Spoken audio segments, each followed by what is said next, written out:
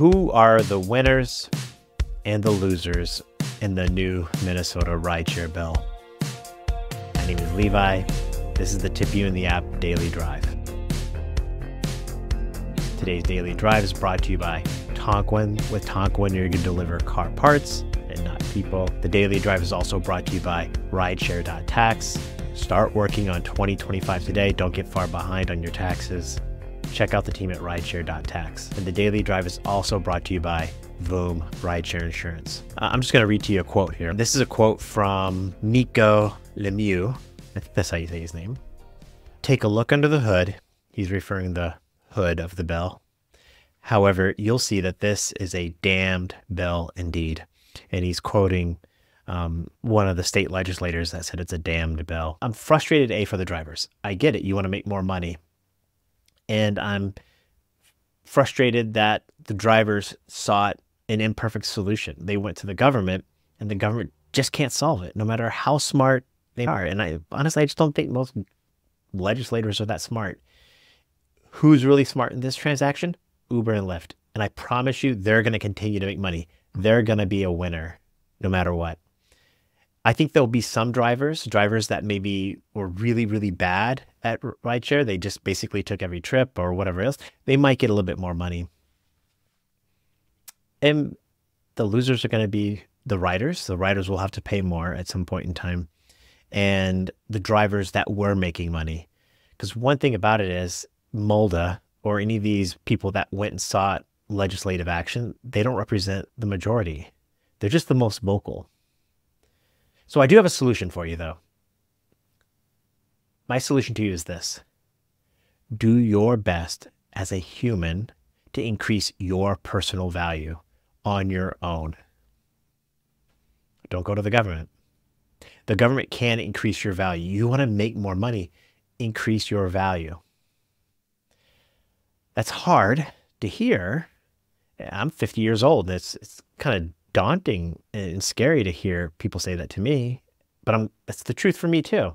If I want to make more money, I have to do the things that increase my value to society, and I can charge more for my labor, for my skills, or anything else. So I have to increase my value to society. If you want to make a lot of money, go to night school, become a lawyer, and you can make a lot of money. You can do that if you want to be a lawyer.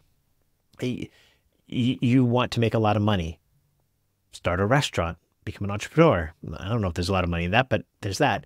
Start an app company, start your own rideshare company. There's great places to increase your value. Let's just be honest. We're driving cars. Most humans, whether they have a license or not, can drive a car, and they don't see what we do with a lot of value. And I think we do provide a lot of value. We provide a really great transportation service for providing safe transportation.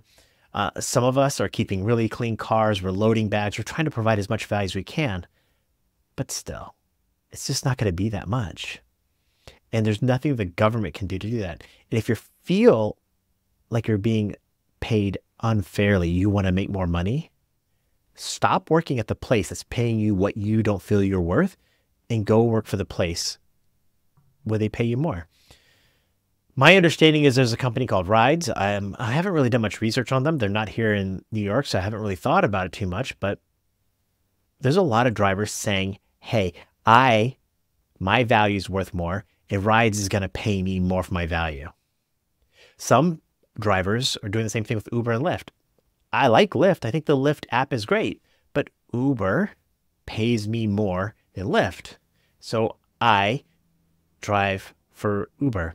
Some drivers are saying I make more money on DoorDash than I do with Uber or whatever.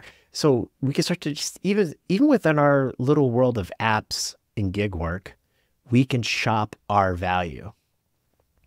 I encourage you to do that. So if you want to make more money, increase your value, shop your value, find people that will pay you what you're worth. I just don't think the government's going to be able to solve it. That's all.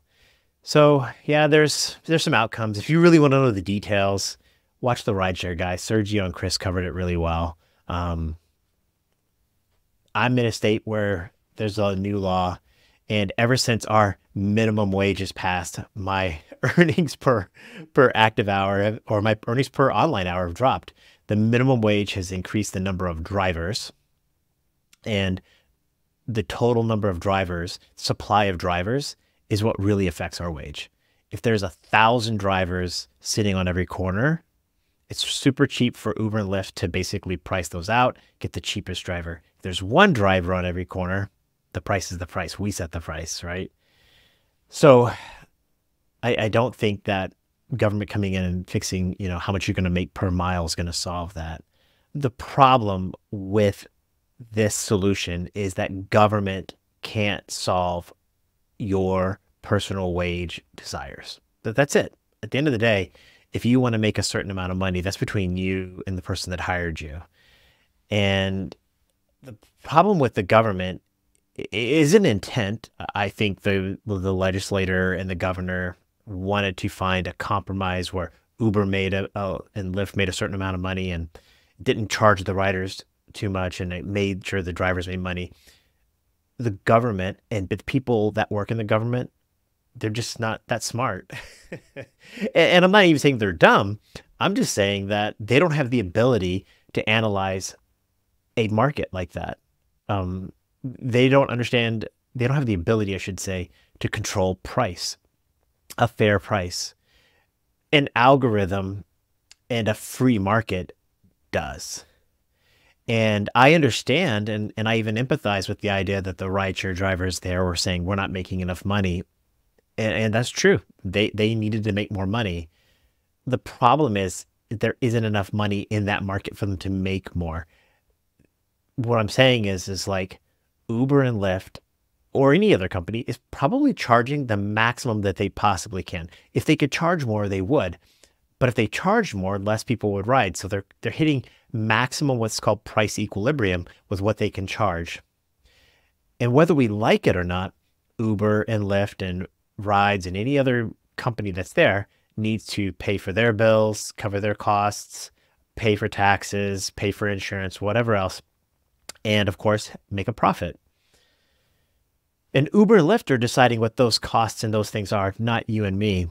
And whether we like it or not, that's just the way it operates. And that's the way it works anywhere. So the customer is setting the price, the maximum that they're willing to pay. And quite frankly, Uber and Lyft and those companies are very efficient at finding out that maximum price. They're going to find also the least amount of price that they can pay the drivers. And that's the way we would all do it. If we went to go eat somewhere, we wouldn't want to say, well, where's the most expensive place to go? We might also be saying, I'm willing to save a little bit of money here or there. People are shopping on price and Uber and Lyft, and they're shopping on price for the number of drivers. That could be a bad business model for them.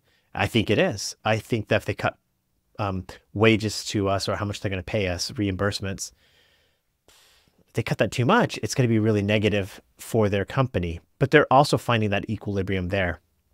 And the truth is this, there's a lot of drivers willing to take less for whatever reason. And there's a lot of riders that don't want to pay as much. And so they're willing to get into crappier cars or whatever it might be. That's the business. And government can't solve that. By increasing the payout to the driver, they are going to increase the price to the consumer. And ultimately, the consumer won't pay that. That means there'll be less rides. And that's just a fact. That's how it is with anything. Go back to the idea of you shopping for a hamburger, whatever, a meal. And if the government says, well, hey, every fast food worker needs to make X dollar amount per hour and the price of a hamburger goes up, you may not shop at that place to buy that hamburger. That's happening in California, right? You just can't arbitrarily raise the prices. Take a look at the Soviet Union, all right? The communist country of the Soviet Union. They tried to control price there, right? They tried to control how much workers are going to get paid, the price of bread, and they just couldn't do it. It's just impossible to do. It doesn't mean that they aren't trying good things out. It's impossible to control. So what did it do? It created a bunch of black markets. Think about drugs in America. The price of marijuana. I don't smoke pot, but I know that here in the state of New York, the price of pot, in the controlled world where the government's kind of controlling the price and regulating things and everything, pots, I don't know, X dollar amount per dime bag. I don't know. But in the black market, it's still cheaper. You can still get it cheaper. And that's the same thing that a lot of drivers are doing with private rides. They're finding private customers. They're doing it under the table in the black market to get cheaper. So the rider's paying less, the driver's making a little bit more. They're cutting out the middleman, but that middleman has insurance. It's legal. There's a lot of things going on there. I'm kind of rambling because yeah, there you go. Um, I'm kind of frustrated by it because I want to see drivers make more. And man, when you get the government involved or some sort of big union, heavy-handed solution, they're going to start making all these compromises for all of us. And there's going to be winners and there's going to be losers. And typically the driver in this situation becomes the loser. Man, I'm cheering for you. I hope you can get out there and earn your value. Maximize what you can make as a rideshare driver. And in addition to that, go out there and learn a new skill. Learn to, I don't know, become a lawyer or a doctor or start your own company. You are worth so much. Don't let the government or Uber or Lyft baseline you. I'm cheering for you. Be well, be safe. Bye.